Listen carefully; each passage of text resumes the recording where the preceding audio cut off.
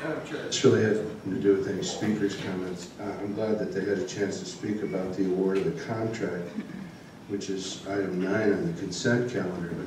But the question I have is for either Mr. Nelson or someone in his department.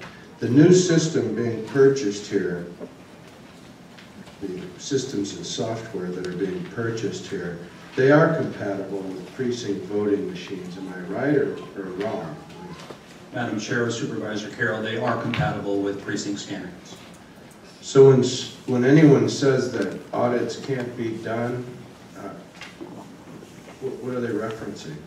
You can do audits at precincts with this equipment. In fact, didn't we do some in our last primary election? In our most recent election, we had approximately 25 precincts that did not have scanners at their particular polling places. 2 of those precincts were selected by the political parties, not by our office, but by the political parties under their observation, and those ballots that were scanned at the precincts without scanners came out 100% accurate on randomly selected contests in this particular election. Will we be attempting to run a check and balance on the equipment in precinct committee or in precinct voting polling places after the general election, Mr. Nelson, as well after each election? Madam Chair, Supervisor Carroll. Yeah, let me amplify on that. What checks and balances? We do run checks and balances. Please enlighten us as to what those are, because the speakers seem to indicate we did not. Certainly. Everything that we do within the elections department, and I presume under the recorder's department as well, since that is also part of the elections and voter registration process, is completely open to public viewing. Not particularly any sort of problems have existed, but if they are, we want to hear that information. But what we do is put out public notices to come to our logic and accuracy test. Those logic and accuracy tests are performed by my office, by the political parties, and by the Secretary of State's office as well. Members of the media, the press, U.S. citizens, non-citizens, registered voters, not registered voters, and candidates are invited to come to those particular functions so they can see exactly how this equipment is tested prior to Election Day. I should say not post-Election Day, let's talk about Election Day. On Election Day, at all of the polling places, there are individuals from opposing political parties serving as poll workers, and political parties also have the opportunity to provide election challengers and election observers at each and every polling place on Election Day.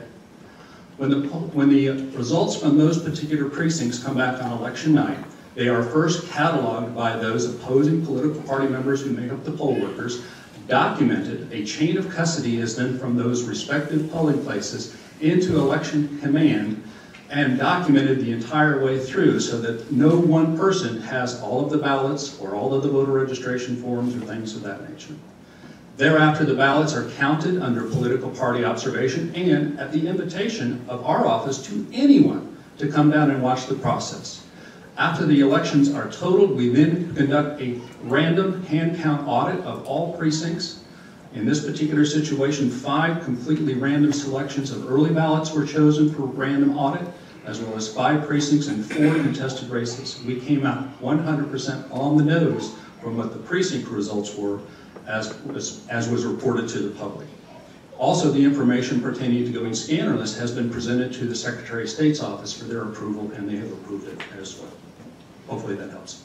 It does help, and I hope people can listen, play the tape back if they need to. The explanation that you gave, this new equipment falls under the approval of what current state law is. That's correct. In fact, it was used in Pinal County in the most recent election. Okay, now we have a brand new, anyway, a Secretary of State. It's no longer Ken Bennett. In fact, I was on the winning team in a primary earlier this month, or last month, that has a potential Secretary of State in the wings.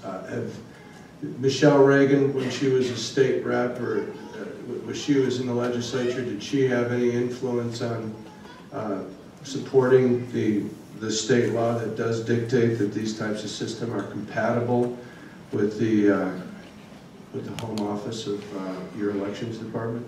I don't believe as a member of the legislature she chimed in on that particular situation. It's the Secretary of State's office that has to review elections equipment and approve it. The Secretary of State does not approve that by him or herself. They have a 3-member committee, one a member of the bar, another a member of the Secretary of State's office, and one from the College of Engineering from one of our major universities. Those are the individuals that certify equipment.